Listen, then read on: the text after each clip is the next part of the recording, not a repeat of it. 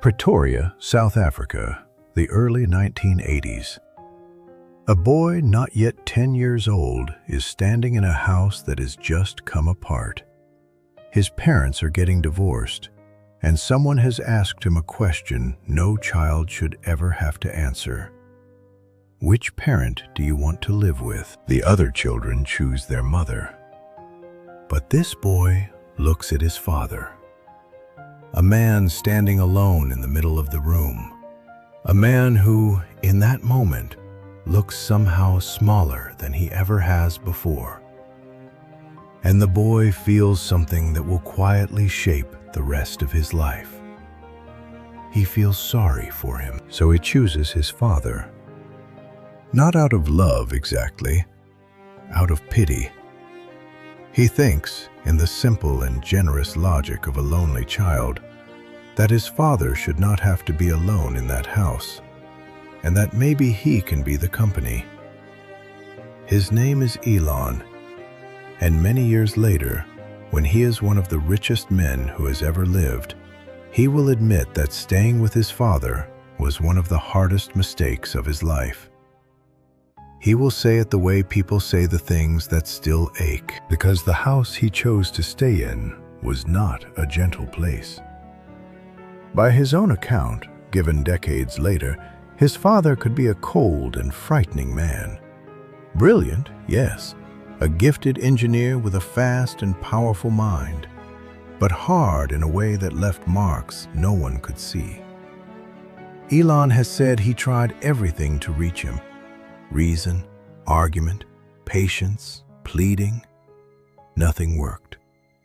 And some doors, a child learns far too early, simply do not open, no matter how hard you knock. Outside that home, the world was no kinder.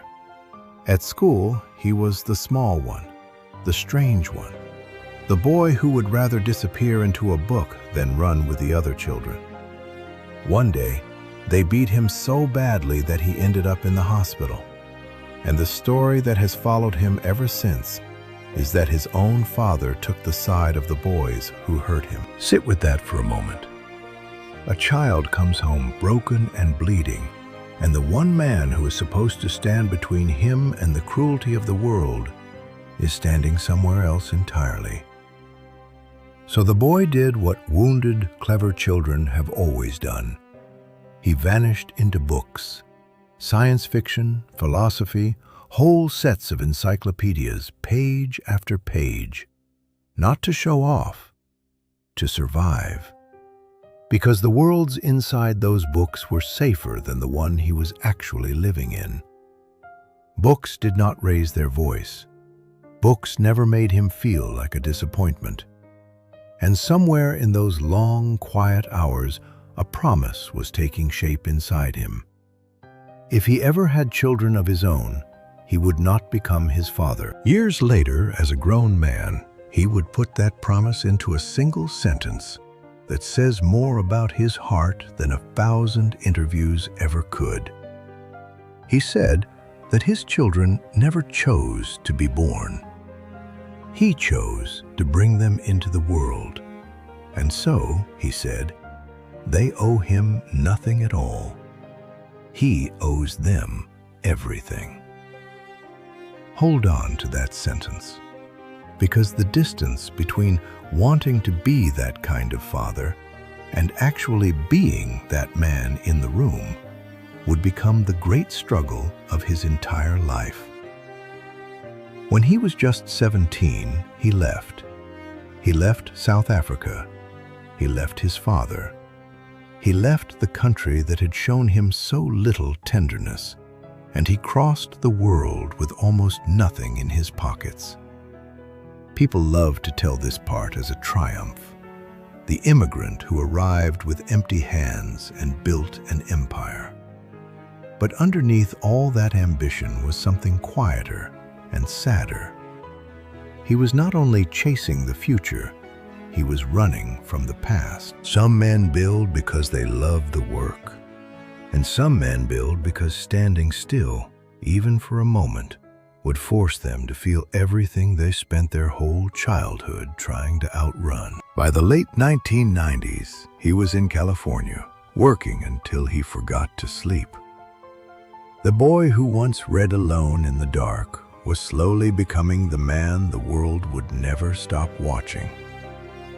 In the year 2000, Elon married a young writer named Justine. They had met as students in Canada. She was sharp, creative, fiercely alive in a way that pulled him toward her. For a man who had grown up feeling unseen, being chosen by someone like that must have felt like a small miracle. 2 years later, in 2002, their first child arrived, a son. They named him Nevada Alexander. And here is something the headlines almost never connect. In that very same stretch of time, Elon's working life was exploding into success. The company that would soon be known as PayPal was sold, and almost overnight, he became wealthy beyond anything the boy from Pretoria could have dreamed. The world was finally handing him everything he had ever worked for. And then it took away the one thing that mattered more than all of it. Because what happened next is the part of this story that Elon Musk has spent more than 20 years refusing to talk about. At just 10 weeks old, baby Nevada stopped breathing. It was sudden infant death syndrome, the silent, merciless thing that takes healthy infants in their sleep for reasons medicine still cannot fully explain. The paramedics came. They worked on the tiny body. But by the time the breath returned, too much time had already passed. Their firstborn son was gone. Both parents have spoken, in their own ways, about holding him in those final hours. What each of them remembers differs, the way grief turns memory into its own private country. But on the thing that truly matters, there is no disagreement at all. They lost their baby, and the loss landed on two people who would learn, painfully, that they could not grieve in the same language. Justine grieved out loud. She wept. She needed to say his name. Elon could not. He went silent. To her, his silence looked like coldness. To him, her open weeping may have felt like being pulled under the water.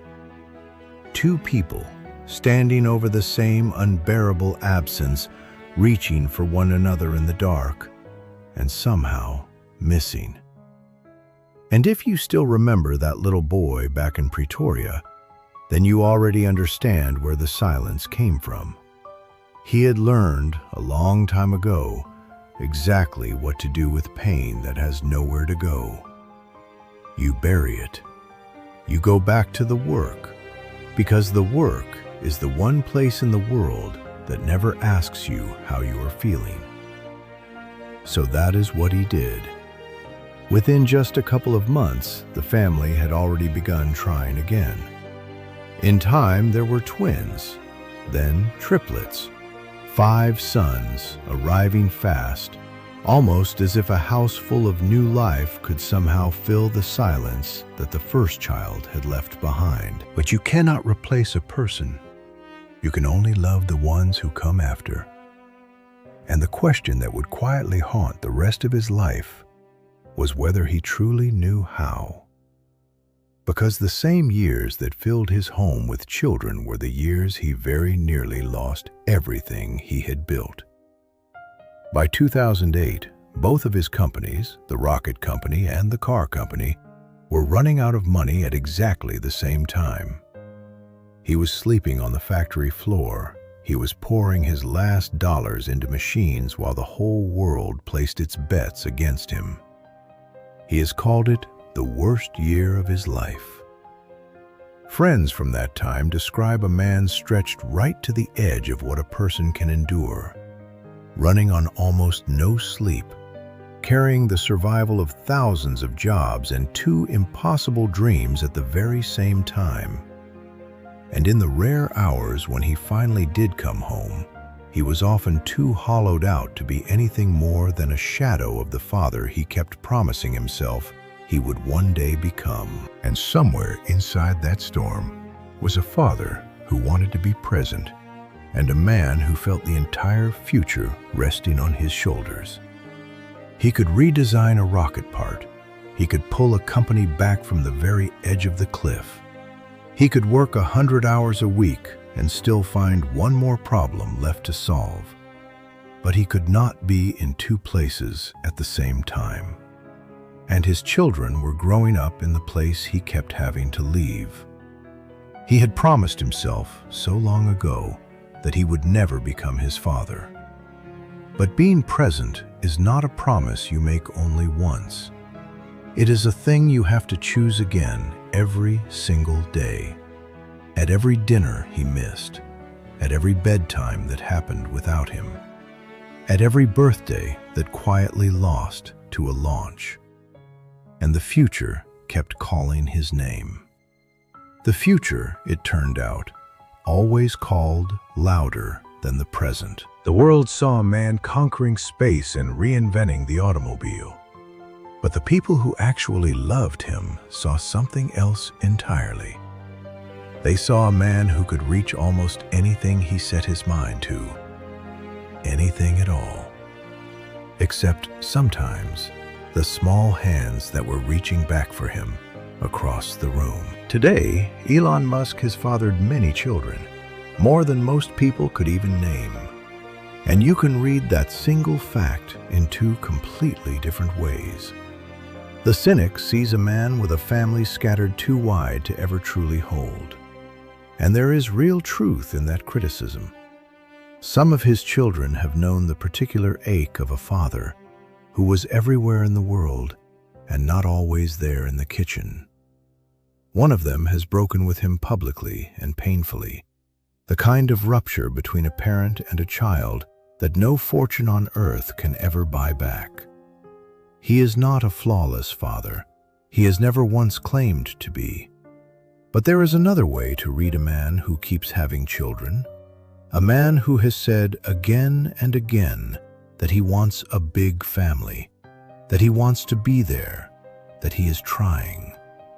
It is a reading that only truly makes sense if you go all the way back to that cold house in Pretoria. Because some men spend their entire lives trying to give their children the one thing they themselves were never given. He grew up with a father he has described as one of the hardest experiences of his whole life. A man he says he tried and tried and tried again to change and never could. He grew up feeling like company for someone else's loneliness instead of a son who was simply, freely loved. And whatever else you may believe about Elon Musk, genius or villain, savior or fool, depending on the day and the headline, this much is human and this much is real. A part of him has been chasing, for his entire life, the chance to become the father he himself so badly needed and never had. That is why his words carry so much weight. They owe me nothing. I owe them everything. That is not a businessman's slogan. It is the exact opposite of the message a small boy once absorbed inside a cold house. The message that he was a burden, that he was somehow not enough, that love came with conditions attached. He took that message, turned it completely upside down, and handed his own children the very opposite of it. He does not always get it right. The same man who can calculate the exact thrust of a rocket cannot always calculate the quiet needs of the people who carry his name. He has missed years he will never get back. He has hurt people that he loves. He carries regrets he does not say out loud because he has never been good at saying the painful things out loud. He learned that silence as a boy, and some lessons never fully leave us. But on a day like today, a day when the whole world stops for a moment to think about fathers, perhaps the truest thing we can say about him is also the simplest. He is a wounded man who decided somewhere in the dark of his own childhood that the wound was going to stop with him, that his children would not inherit the coldness that he had inherited. He is still trying to keep that promise. He fails at it. He comes back to it. He fails again. And still he keeps coming back. Because that, in the end, is what fatherhood truly is. It is not perfection. It is not being in every single room at every single moment. It is the stubborn, lifelong refusal to give up on the people you brought into this world, even when you are clumsy at it, even when you are late, even when the work will not stop calling your name. The boy who once stayed behind out of pity for a lonely man grew up absolutely determined never to become that lonely man. Whether he has truly succeeded is a question that only his children can ever really answer. But the trying is real. If this story moved you, take a quiet moment to subscribe to Elon Musk, where we tell the hidden human chapters behind the most watched man of our time. The stories the headlines always seem to miss. And this Father's Day, maybe call the father you still have, or quietly forgive the one you have lost. Some doors do close behind us, but the ones that are still open are worth walking through while you still can.